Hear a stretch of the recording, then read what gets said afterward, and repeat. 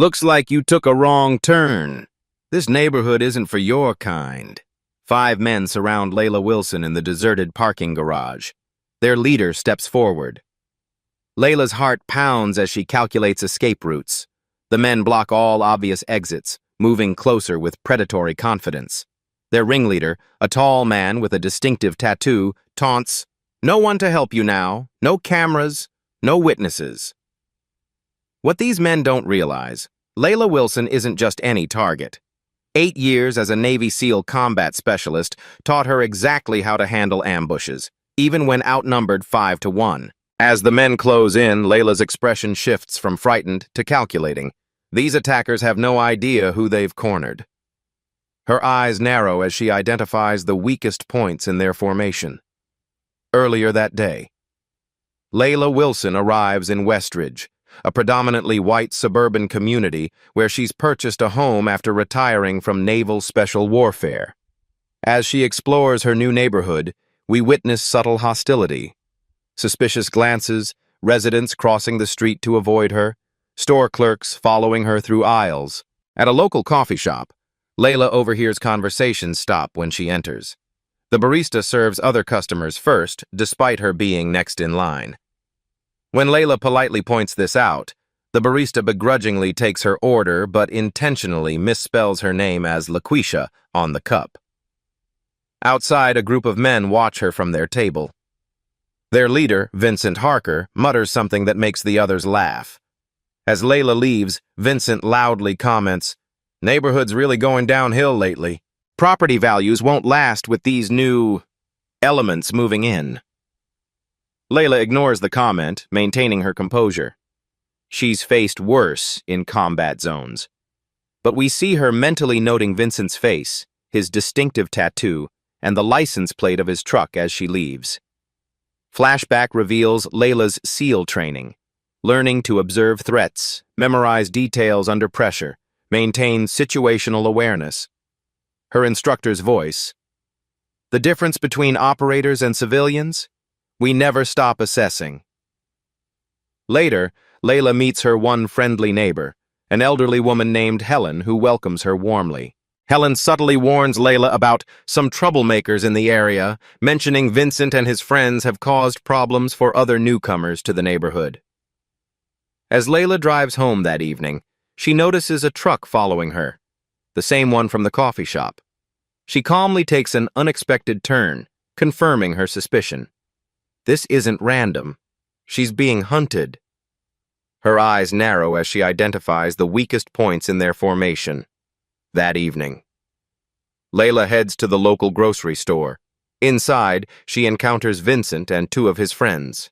They follow her through the aisles, making loud comments about cleaning up the neighborhood and people who don't belong. When Layla reaches the checkout, Vincent positions himself behind her in line. He intentionally bumps into her, then accuses her of backing into him. The cashier, clearly uncomfortable but unwilling to intervene, rushes through Layla's transaction. In the parking lot, Vincent and his friends approach Layla as she loads groceries into her car. They form a loose semicircle, blocking her path back to the driver's door. Vincent steps forward. "You know, some folks around here are concerned about new people not understanding how things work in Westridge." Layla responds calmly. "I understand exactly how things should work in America. Excuse me." She moves to step around them. Vincent blocks her path. "We're just being neighborly, making sure you feel welcome." His tone makes the threat clear. Layla assesses 3 men, overconfident, probably unarmed but physically imposing. She notices security cameras covering the parking lot and other shoppers nearby. Not an optimal attack scenario for Vincent. She makes eye contact with Vincent, her posture subtly shifting from civilian to operator. Something in her gaze, the absolute absence of fear, momentarily disconcerts him. Layla speaks quietly. "I appreciate your concern for the neighborhood. I value community safety too." The controlled precision in her voice causes Vincent to step back involuntarily. A family with children walks nearby, disrupting the tension. Vincent forces a laugh, playing off the confrontation, Just having a friendly chat with our new neighbor. See you around. As they walk away, Layla overhears one friend asking, "Why'd you back off?" Vincent's response, "Something's off about her. We need to be smarter about this." Layla watches them leave, memorizing faces and body language. In her rearview mirror, she sees them watching her car. "They're planning something," she whispers to herself. "Good. So am I." 2 days later, Layla attends a neighborhood association meeting, hoping to integrate into the community. The meeting room falls silent when she enters. Vincent is there with his friends, now identified as the Neighborhood Preservation Committee. During introductions, Layla mentions her military background, without specifying her SEAL training, and her work with veteran support organizations. The association president, clearly uncomfortable with Vincent's group but unwilling to challenge them, rushes through Layla's introduction. When community concerns are discussed, Vincent raises security issues and maintaining neighborhood standards. His coded language clearly targets Layla without direct reference. Several residents nod in agreement. Vincent proposes increased neighborhood patrols by his committee. When Layla professionally questions the legal authority for such patrols, Vincent interrupts. "Some people don't understand our traditions. Maybe where you're from, things work differently, but here we look out for our own." The room grows tense. Layla remains composed, but the public humiliation is evident. The president quickly changes the subject, unwilling to address the racism. After the meeting, several residents avoid eye contact with Layla. As she walks to her car, she overhears Vincent telling his group, "See how they always play the victim? Acting all educated doesn't change what she is." Layla's expression remains neutral, but we see a brief flash of the hardened operator beneath her civilian demeanor. Flashback to SEAL training. Her commanding officer teaching psychological warfare tactics, emphasizing that sometimes allowing the enemy to believe they're winning creates strategic advantage. In her car, Layla receives a text from Helen warning her to be careful. Vincent's group has escalated from harassment to property damage with previous residents who challenged them. No one has been prosecuted because witnesses always seem to forget what they saw. As Layla drives home, she notices something disturbing. The streetlights near her house have been disabled, leaving her approach in darkness. Her phone shows no signal. This isn't random intimidation anymore. It's a coordinated trap. At home, Layla secures her perimeter, checking windows and doors. The calculated harassment has escalated beyond typical bigotry. Vincent's group is displaying tactical planning. Her military instincts activate fully. She retrieves a hidden case containing specialized equipment from her service days. Surveillance detection tools, non-lethal defense items, communications gear. Not illegal, but not standard civilian equipment either. Layla calls a former SEAL teammate, Commander Jackson, using a secure communication protocol. Their conversation is crisp, tactical. Situation assessment? Organized harassment escalating to coordinated intimidation. 5 hostiles, local influence, community complicity. Authorities? Local police likely compromised or sympathetic to hostiles. Extraction option? Negative. Not retreating from American soil due to racial intimidation. Parameters? Defensive posture only. Non-lethal response. Documentation priority. Support required? Information gathering on hostile elements. Legal preparation for aftermath. Timeline? Imminent escalation expected within 48 hours based on pattern recognition. Jackson agrees to background research on Vincent's group and establishes a deadman protocol. If Layla doesn't check in every 12 hours, legal and federal authorities will be automatically notified with pre-compiled evidence. Layla then meticulously prepares her home, subtle defensive measures at entry points, concealed cameras covering approaches, emergency routes identified. She's not planning a confrontation, but SEAL training taught her to always prepare for worst-case scenarios. She reviews Vincent's pattern, escalating intimidation, testing boundaries, isolating targets, classical predatory behavior with racial motivation. She notes the systematic nature of their approach. This isn't their first target. On her secure laptop, Layla creates a detailed dossier on each member of Vincent's group, compiling public information and observations. She identifies their vehicles, routines, and connections in the community. This isn't revenge planning, it's tactical preparation. As Layla completes her preparations, neighborhood power suddenly cuts out, plunging her home into darkness. A vehicle slowly drives by without headlights. Her phone alerts her to perimeter motion at multiple points. They're making their move sooner than expected. Next morning, Layla discovers slashed tires on her car and a crude racial slur spray-painted on her garage door. Neighbors watch from windows but quickly retreat when she looks their way. No one offers help. She reports the vandalism to local police. The responding officer, visibly uncomfortable, suggests it might be random teenage mischief, despite the obvious targeted nature. He takes minimal notes and mentions how these investigations rarely lead anywhere. As the officer leaves, Layla notices him stopping to chat with Vincent, who watches from down the street with two of his friends. Their body language suggests familiarity. At the local hardware store buying supplies to repair her door, Layla encounters Vincent's friend from the grocery store confrontation. He makes a show of buying rope, duct tape, and other threatening items, making sure she sees them. "Big project tonight," he says loudly as she passes. Layla remains calm, but uses her phone to discreetly photograph him with the items. Later, she discovers her home internet has been cut. Cell service becomes intermittent, signal jamming, a tactic she recognizes from overseas operations. That evening, vehicles drive slowly past her house repeatedly. Flashlights probe her property from the street. Clear intimidation tactics designed to provoke fear and response. Instead of reacting, Layla uses counter-surveillance techniques to document every drive-by, every person involved. Her hidden cameras capture license plates and faces. She's building a comprehensive record while appearing to be an increasingly frightened target. From her darkened home, Layla watches Vincent's group growing bolder, now walking onto her property to shine lights through windows. They're testing response times, checking if she's called police. Standard pre-assault reconnaissance. Through her thermal imaging device, Layla observes 5 figures converging at the end of her street. Vincent distributes items from his truck. She can't identify them at this distance, but their purposeful movements suggest final preparation for whatever they've planned. 3 days of escalating intimidation. Layla maintains her routine while implementing countermeasures invisible to observers. Her apparent vulnerability is calculated.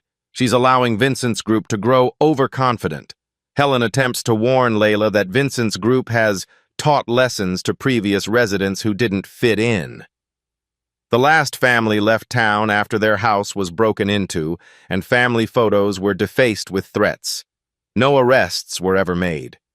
Layla discovers someone has tampered with her car's brake lines and attempted serious harm beyond mere intimidation. She repairs it herself without reporting it, knowing local authorities won't help and not wanting to alert Vincent's group that she detected their sabotage. That night, a brick crashes through her window with a note. Last warning. Layla activates her secure line to Commander Jackson, updating him on the escalation to potentially lethal tactics. He offers to send team members as backup. Layla declines but establishes a clearer response protocol. She receives information from Jackson's background check. Vincent has connections to organized hate groups. 2 of his associates have criminal records, including assault. Most disturbing, a previous neighborhood resident was hospitalized after a home invasion that occurred after similar intimidation patterns. Layla makes her decision. She will not be driven from her home, nor will she allow this group to continue targeting others after her. She prepares for a controlled confrontation where she can document their criminal intent without engaging in illegal action herself. She leaks information through Helen that she'll be working late the following night, establishing a pattern that suggests she'll return home alone after dark. She appears increasingly afraid in public, giving Vincent's group the impression their tactics are working. Tomorrow night they make their move, Layla tells Commander Jackson. And they'll find out what happens when predators select the wrong target. The next evening, Layla appears to follow her established routine, leaving for work early and telling Helen she'll be back late. Instead, she executes a counter-surveillance route, circles back, and enters her home through a pre-established concealed access point. Inside, she prepares the environment: subtle defensive positions, non-lethal countermeasures, recording devices activated. She's not creating a battlefield. She's creating a controlled space where she can document criminal behavior while defending herself within legal parameters. Through surveillance, she observes Vincent's group gathering at their usual meeting spot. 5 men, more heavily equipped than previous nights. Their conversation, picked up by Layla's directional microphone, confirms their intent. They plan to scare her straight out of town tonight with a direct confrontation. As darkness falls, Layla observes their tactical approach, more coordinated than expected. They disable streetlights along her route home, establish lookouts, and position vehicles to block easy escape routes. Their level of preparation suggests this isn't improvised harassment. It's a practiced operation they've conducted before. Layla updates Commander Jackson with a simple text: "Engagement imminent. Protocol active." This triggers the monitoring of her live feed by former teammates and legal counsel, creating witnesses beyond the local jurisdiction. She then repositions to her vehicle and deliberately drives the route home, appearing unaware of the trap being set. As she parks in the public garage near her home, the one area without functioning security cameras, she pretends to be focused on her phone, presenting the vulnerable target they expect. Vincent's group converges from predetermined positions, blocking all visible exits, their movements showing practiced coordination. 5 men surround Layla Wilson in the deserted parking garage. Their leader steps forward. "Looks like you took a wrong turn. This neighborhood isn't for your kind." As the men close in, Vincent pulls something from his jacket. "After tonight, everyone like you will know better than to move into Westridge." The metal object catches the dim light, but Layla's already calculating her first 3 moves. The garage is dimly lit, emergency exits blocked. Vincent and his 4 associates have positioned themselves in a standard intimidation formation, classic predatory encirclement. They believe they've cornered a frightened woman. Instead, they've walked into a controlled scenario designed by a combat specialist. "We're just going to have a friendly conversation about community standards," Vincent says, revealing a knife. "Unless you'd prefer to sign these papers saying you're putting your house up for sale. Your choice." Layla's demeanor shifts subtly. The frightened facade drops away, replaced by the focused presence of a trained operator. Her stance adjusts microscopically, weight balanced perfectly, hands positioned for immediate response. 5 armed attackers threatening a woman based on her race, Layla states calmly. "Just so we're clear about what's happening here." Vincent laughs. "No witnesses, no cameras, just us having a neighborhood chat." "Actually," Layla responds, her voice now carrying unmistakable authority, "everything since you disabled those streetlights has been recorded. Your vehicle's blocking escape routes, the weapons you're carrying, this conversation." Momentary confusion crosses Vincent's face. One of his associates shifts nervously. "Before this goes any further," Layla continues, "you should know exactly who you've targeted. I'm not just a homeowner you can intimidate. I'm Command Master Chief Layla Wilson, Navy Special Warfare Group 2, retired." Vincent sneers. "You expect us to believe?" Layla interrupts, her voice steady. 8 years as a SEAL combat specialist. Advanced training in close-quarters defense, counter-ambush tactics, and threat neutralization. Deployed in scenarios far worse than 5 untrained civilians in a parking garage. For the first time, uncertainty flickers across Vincent's face. One of his men takes a half-step back. "She's bluffing," Vincent insists, but his confidence wavers. "The moment you surrounded me, you entered my operational environment," Layla explains with unsettling calm. "I've controlled this scenario from the beginning. Your approach routes, timing, positions, all anticipated and recorded. Right now, 3 independent systems are transmitting this encounter to secure servers and live monitors. She gestures minimally toward hidden cameras, including your stated intent regarding the knife and coerced property documents. That's armed assault, attempted coercion, hate crime enhancements. Vincent's expression hardens. He steps forward aggressively, knife raised. Nobody's coming to help you. By the time anyone reviews any recordings, this will be over. Last warning, Layla states. Disperse now, and the only charges will be the documented harassment and conspiracy. 2 of Vincent's associates exchange glances, clearly reconsidering. Vincent notices and barks, "She's one woman! There's 5 of us!" "Correct," Layla acknowledges. "Overwhelming odds." Then she adds with calm certainty, "For you." Vincent lunges forward with the knife. What follows is not chaotic violence, but a precise demonstration of elite combat training. Layla neutralizes Vincent with a controlled defensive sequence, redirecting his momentum, disarming him with a joint manipulation technique, and transitioning him to a restrained position on the ground in under 3 seconds. The remaining attackers freeze, suddenly confronting the reality that they've catastrophically misjudged their target. Layla stands balanced, Vincent immobilized but uninjured at her feet. Your associate is secure, not injured. The choice remains the same for the rest of you. 2 immediately back away. A third drops a baton he'd been carrying. The 4th helps Vincent up as they retreat, Vincent clutching his wrist where Layla's precision hold controlled him. "This isn't over," Vincent threatens, but the fear in his voice contradicts his words. Layla's response is calm. "It was over before it began. You just didn't know it." As Vincent and his associates retreat, Layla activates her phone. Engagement concluded. Evidence secured. Proceed with Phase 2.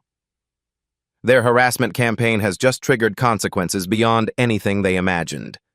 Following morning, Layla meets with FBI agents at a secure location, transferring comprehensive evidence. Surveillance footage, recorded threats, documentation of escalating harassment, tampering with her vehicle, property damage, and the final confrontation showing clear intent of racially motivated assault.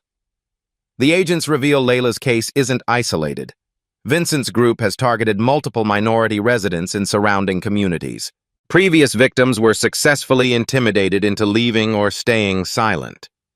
Without Layla's methodical evidence gathering, local authorities had dismissed complaints as insufficient to pursue. "We've had reports about Westridge for years," Agent Daniels explains, reviewing Layla's meticulously organized files. "But never evidence this comprehensive. You've documented what we suspected was happening across multiple communities." "Military habits," Layla responds. "Document everything. Establish patterns. Secure the evidence." We learn Layla's military background includes specialized training in evidence collection and documentation for counterterrorism operations. Her protocols for recording the harassment campaign meet federal evidentiary standards where previous victims' amateur efforts failed. Most victims are too traumatized to maintain this level of documentation, Agent Chen notes, and they don't have your training in surveillance countermeasures. Meanwhile, Vincent attempts damage control, telling associates to destroy evidence and align their stories. Unaware of the extensive surveillance, he believes it's still his word against Layla's. He leverages local connections to pressure the police chief into treating the garage incident as mutual combat rather than attempted assault. "The Wilson woman attacked Vincent," he insists to the local police chief in his living room. "He was just defending himself. I've got witnesses." The police chief nods, uncomfortable but unwilling to challenge Vincent's influence. "We'll write it up as mutual altercation, inconclusive evidence." Federal involvement changes the equation. Vincent's group finds their homes being searched with warrants, electronic devices seized, and financial records examined. The investigation expands beyond harassment to connections with organized hate groups, potential involvement in previous unreported crimes, and conspiracy charges. Vincent's front door splinters as federal agents execute a search warrant. His shocked expression as they enter with documents detailing specific evidence requirements shows his miscalculation. This isn't the local police department he can manipulate. "This is harassment," Vincent shouts as agents methodically collect phones, computers, and documents. "You can't do this." "Federal warrant," the lead agent responds, handing him the document. "Suspected violations of multiple civil rights statutes, conspiracy to commit hate crimes, and interstate coordination with known extremist organizations. Community members who enabled or ignored the harassment face uncomfortable questions from federal investigators. The neighborhood association president is confronted with documentation showing he deliberately suppressed previous complaints about Vincent's group. Local police officers who dismissed reports face internal affairs investigations for potential civil rights violations." "I didn't think it was that serious," the association president stammers, faced with emails showing he buried complaints from 3 previous families. Vincent said they were exaggerating. "And you chose to believe that despite multiple similar reports?" The federal investigator's question hangs in the air. Layla works with prosecutors to identify additional victims, creating a pattern of evidence that elevates charges to federal hate crime status. She connects with advocacy organizations that provide support for those previously driven from their homes by similar intimidation campaigns. The Santiago family returns to the investigation headquarters, still visibly nervous after being forced from their Westridge home 6 months earlier. Their daughter, just 7 years old, still has nightmares about the men with flashlights who threatened her family. "We didn't have proof," Mr. Santiago explains, recognizing his family's experience in Layla's documentation of tactics. "Just our word against theirs. The police said without evidence they couldn't help." Layla offers the family her documented protocol for evidence collection. "This time you won't be alone. And this time you'll have the tools to protect yourselves legally." Vincent's group splinters under pressure. 2 members agree to testify against Vincent in exchange for reduced charges, revealing the systematic nature of their neighborhood protection activities and Vincent's leadership role. They confirm previous incidents, including the home invasion that hospitalized a former resident. Vincent called it making examples, his former associate testifies. "Said if we scared off the first few, others would get the message and stay away. It worked for years." The FBI investigation uncovers Vincent's communications with similar groups in other communities, revealing a loose network sharing successful intimidation tactics and coordinating to maintain neighborhood demographic control. The evidence transforms what appeared to be isolated local incidents into a pattern of organized civil rights violations. Agent Daniels updates Layla as the case expands. "Your documentation gave us the thread to pull. Now we're unraveling similar operations in 7 counties. These groups communicate, coordinate, share tactics. They've been operating in plain sight for years." The section culminates with federal indictments against Vincent and his core associates on multiple charges, including civil rights violations, conspiracy, assault with a deadly weapon, and hate crimes. Local enablers face charges ranging from obstruction of justice to accessory after the fact. The United States Justice Department is announcing today federal indictments against 7 individuals in connection with organized campaigns of racially motivated intimidation and housing discrimination. The U.S. attorney announces at a press conference. "These indictments represent our commitment to ensuring all Americans can live where they choose without fear of targeted harassment." As federal agents lead Vincent away in handcuffs, a news crew captures the scene. The reporter turns to Layla. "Sources say you single-handedly exposed an organized hate group that's operated with impunity for years. How did one woman accomplish what authorities couldn't?" Federal courthouse, 3 months later. Vincent's trial reveals the full extent of his operation. Evidence shows his Neighborhood Preservation Committee systematically targeted minority homeowners across multiple communities, using escalating intimidation tactics refined over years. The courtroom sits in tense silence as prosecutors display timeline evidence connecting Vincent's group to 17 separate harassment campaigns over 5 years. Maps show how they methodically prevented integration of targeted neighborhoods through coordinated intimidation. Vincent's defense attempts to portray him as a concerned citizen protecting property values. This strategy collapses when prosecutors present his communications with known hate group leaders, discussing effective removal techniques and successful territory defense. The defendant wasn't protecting a neighborhood, the prosecutor emphasizes, displaying Vincent's messages on the courtroom screen. He was enforcing racial segregation through systematic intimidation and violence. Most damaging, testimony from previous victims who returned once they learned federal protection was available. Their experiences establish a clear pattern matching exactly what Vincent attempted with Layla. A methodical campaign designed to appear random and deniable while forcing targets to leave. Dr. Elaine Foster describes how her family endured 3 months of escalating harassment before leaving. First it was stares, then whispers, then our car tires slashed, then threatening notes. After our windows were broken and we found racial slurs painted inside our home, we left. We just wanted our children to feel safe. Vincent's remaining loyal associate attempts to claim they never intended violence in the garage confrontation, just intimidation. Prosecutors counter with enhanced audio from Layla's recordings capturing their discussions of making an example and teaching a lesson no one would forget. If she doesn't leave after tonight, we escalate to phase 3. Vincent's voice plays clearly through the courtroom speakers. Same as we did with the Rodriguez family.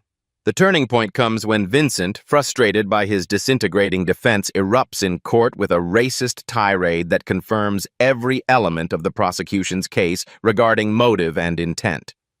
His outburst demolishes any pretense of being a concerned citizen. "Those neighborhoods were fine until they started moving in," Vincent shouts, ignoring his attorney's attempts to silence him. "Someone had to protect what we built. Those communities aren't meant for their kind." The jury deliberates briefly before returning guilty verdicts on all major counts. The judge, delivering the maximum sentence, cites the calculated nature of the defendant's campaign of terror against fellow citizens based solely on their race, and the years of trauma inflicted on multiple families under the guise of community protection. "This court sentences you to 12 years in federal prison," the judge pronounces. "Your actions represent the antithesis of the community values you claim to protect." Vincent, facing significant prison time, is led away still shouting threats and slurs. His former associates, having accepted plea deals, receive reduced but substantial sentences for their roles in the conspiracy. Outside the courthouse, media coverage highlights the broader significance. One of the first successful federal prosecutions of suburban hate-based housing discrimination in the region, potentially creating precedent for similar cases nationwide. Today's verdict sends a message that organized intimidation based on race will be prosecuted with the full force of federal law, the U.S. Attorney states to assembled reporters, "No American should live in fear because of their race or background." As Layla leaves the courthouse, she's approached by a Justice Department official. "What you've done here isn't just about one case. We've identified similar patterns in 12 other communities. Would you consider consulting on a national task force addressing organized housing discrimination?" 1 year later, Layla participates in a Department of Justice community forum on combating organized housing discrimination. The case against Vincent's group has become a model for federal intervention, where local authorities fail to protect residents' civil rights. The crowded community center represents a transformed landscape. Legal experts, community organizers, law enforcement, and formerly targeted residents gather to discuss implementation of new protocols developed since Vincent's conviction. New FBI protocols have been established for identifying and investigating patterns of coordinated intimidation targeting minority homeowners. Layla's evidence collection methodology has been adapted into training materials for civil rights investigators. The Wilson Protocol fundamentally changes our approach, FBI Civil Rights Division Director Harmon explains to the audience. Instead of treating these as isolated incidents, we now recognize organized patterns and apply appropriate investigative resources. Legal reforms include enhanced penalties for organized intimidation campaigns and strengthened protections for those reporting housing discrimination. Federal oversight has been implemented for jurisdictions with patterns of dismissing such complaints. Local law enforcement agencies must now document and report all suspected bias-motivated intimidation, U.S. Attorney Griffith outlines. Patterns of non-enforcement trigger automatic federal review. Community leaders from several states share how the precedent from Layla's case helped them address similar issues in their neighborhoods. A national support network has formed connecting victims of housing discrimination, providing resources and evidence collection guidance. Before the Wilson case, we were fighting isolated battles, explains community organizer Diaz from Arizona. Now we're connected nationwide, sharing documentation techniques and building evidence portfolios that meet federal standards. Layla has established a foundation training veterans to use their specialized skills in civil rights monitoring and documentation. Their mission: deploy the same level of tactical expertise to protecting American citizens at home that they use to protect American interests abroad. Veterans possess unique skills in threat assessment, documentation, and operational security, Layla explains to interested participants. These same skills that protect our nation overseas can protect civil rights at home. The forum addresses ongoing challenges, identifying covert discrimination tactics, overcoming community complicity, and rebuilding trust in areas with histories of enforcement failure. Layla emphasizes that policies alone cannot transform communities. Engaged citizens willing to stand against intimidation are essential. The law is only as effective as our willingness to uphold it, she tells the audience. Documentation creates accountability, but community courage creates change. Several former residents who were driven out of Westridge have returned to reclaim their homes, now part of a more diverse and welcoming community. The neighborhood association, under new leadership, has implemented accountability measures and community education programs. As the forum concludes, Layla receives notification that her foundation's methodology is being considered for nationwide implementation. Your experience has turned one confrontation in a dark garage into a national movement, the Justice Department representative tells her. How do we scale this to protect every American's right to live where they choose? Layla returns to Westridge, now transformed. New families from diverse backgrounds have moved in, welcomed by community members who previously remained silent out of fear. Helen hosts regular neighborhood gatherings explicitly designed to build connections across cultural differences. The evening sun casts long shadows as Layla walks through streets once hostile to her presence. Children of various backgrounds play together on lawns where Vincent's truck once prowled. Neighbors wave to her, some with the easy familiarity of friendship, others with the respectful acknowledgement of her role in the community's transformation. The garage where the confrontation occurred has been repurposed as a community center with programs focused on civil rights education and cultural exchange. A mural on one wall depicts diverse hands joined together, funded by former neighborhood association members as acknowledgement of their past failures to act. Inside, residents gather for workshops on recognizing and responding to discrimination. The current session focuses on bystander intervention, how to safely support targeted community members. Layla leads specialized training for community volunteers, teaching them to recognize and document discrimination without escalation. Her approach emphasizes legal preparation over confrontation. Justice doesn't require combat. It requires evidence, persistence, and courage. Most discrimination isn't defeated through physical confrontation, she explains to attentive participants. It's defeated through documentation, community solidarity, and legal accountability. Former SEAL teammates visit, impressed by how she's adapted their tactical principles to civilian protection. One comments, "We trained to defend American values overseas. You're showing us how to defend them at home." Commander Jackson surveys the community center's wall of success stories, photographs of families who have returned to communities they were once driven from. Different battlefield, same mission, he observes, protecting the principles that make America worth defending. Layla meets with a young family considering moving to the neighborhood. They'd heard about the area's troubled history, but also its transformation. She shares her experience honestly, but emphasizes the community's growth. What matters isn't whether a place has a perfect past, but whether its people are committed to a better future. In her home office, Layla reviews reports from similar initiatives spreading nationwide. Maps track successful interventions in communities where intimidation campaigns have been disrupted and accountability established. Her phone regularly receives messages from people using her protocols to document discrimination in their own neighborhoods. Another success in Minnesota, she notes, adding a pin to her map. Organized intimidation documented, federal charges filed, community recovering. Layla walking through her neighborhood at night, the same streets once used to intimidate her now peaceful and welcoming. A neighbor waves from their porch. Children play in yards without tension or fear. Layla reflects on the transformation, not just of the community, but of her own mission.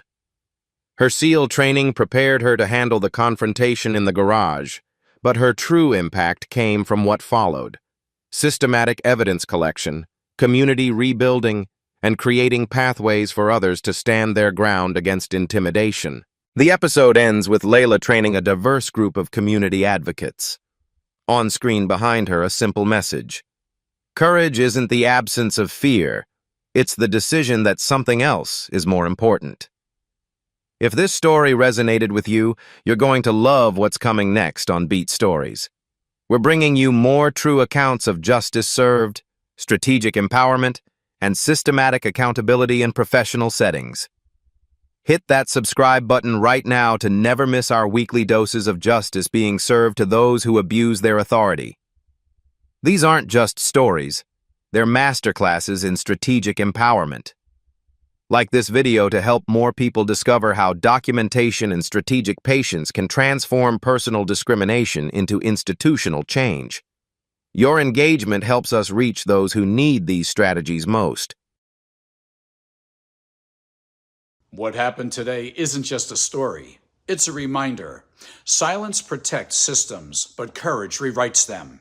At Beat Stories, we don't just watch change, we document it. Subscribe for more real stories that challenge power and amplify truth.